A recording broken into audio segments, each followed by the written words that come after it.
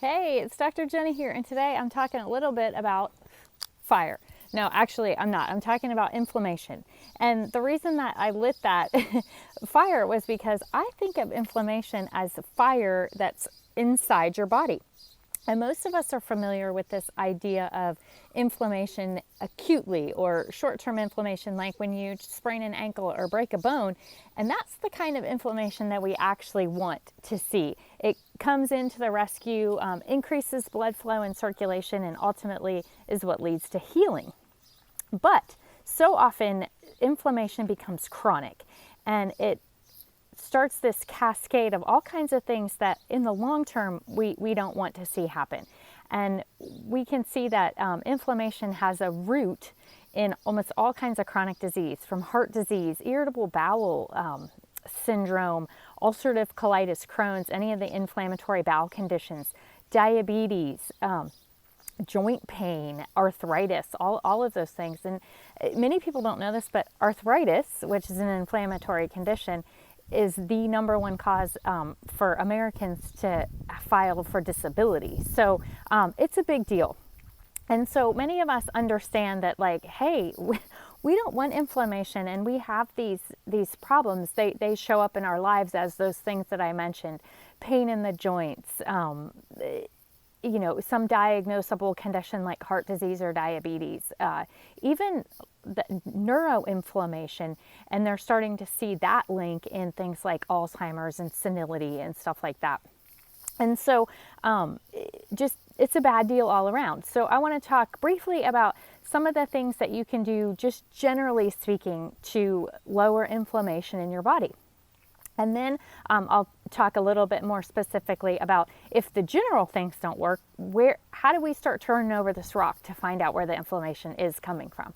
So first of all, the basic things that you can do are start with a good anti-inflammatory diet.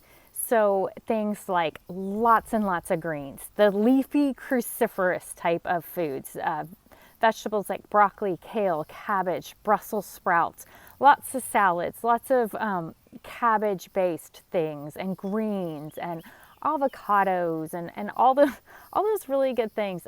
A little bit of fruit mixed in to that diet too, because there's a lot of anti-inflammatory properties in the fruit.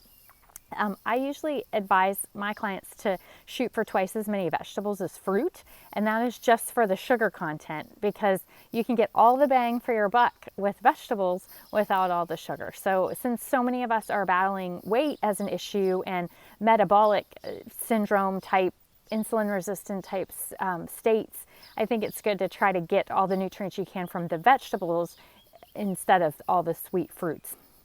So there's the diet portion of that. Base your diet on healthy fats too.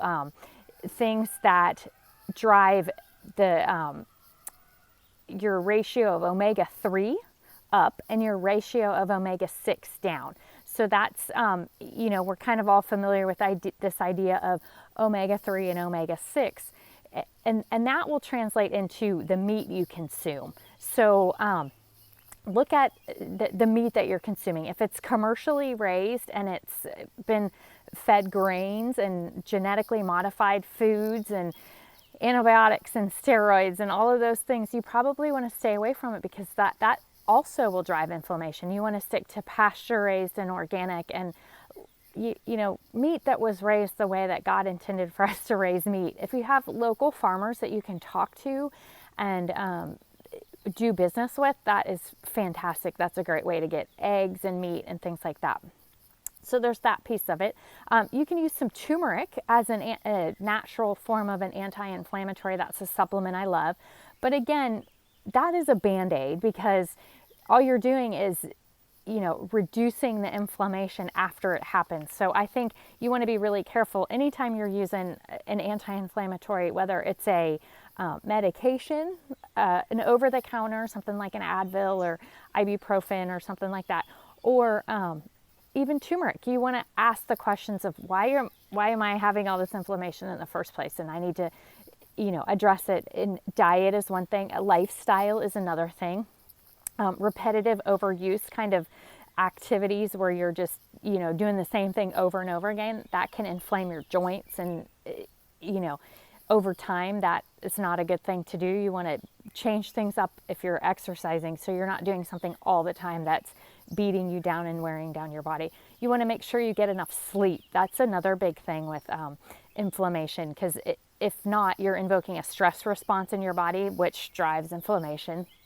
Look at the foods you're eating too. It's not just a matter of eating an anti-inflammatory diet. There are certain foods that don't agree with people, so to speak. They actually cause an immune reaction, and part of that immune reaction is an elevated inflammation response. So those are sort of the basic things that you can do if you are concerned about inflammation. But what if you've already tried those and you're sure that you still have inflammation and you don't know what to do and you want some answers? So that is where a functional medicine workup comes in really handy. There are certain blood markers that we can look at. There are food sensitivity panels that we can answer the question definitively if you have foods that are causing these reactions. There's some genetic factors that I have found that play into this very much so, and that is kind of an emerging field in functional medicine and in healthcare. So that's just an evolving thing that I'm seeing more and more connection to inflammation and some genetic markers. But anyway, those are the things that I see that drive inflammation. Also things like nutrient deficiencies and toxicities. You don't have enough of certain things and you have too much of other things. And, you know, depending on what those are, those can drive the inflammation cascade as well too. So anyway, I hope that, you know, shed a little bit of light on inflammation and what it is and how you can take the basic steps at reducing it, and then maybe get some help if you feel like there's a need for you to dig in a little more. If you visit my website, which is drjeni.com, drjeni.com, you'll see a way to connect with me. So if you have a question about looking into some of that stuff for yourself, just schedule a time and we'll get together and see if we're a good fit to work together. Okay, thanks for watching.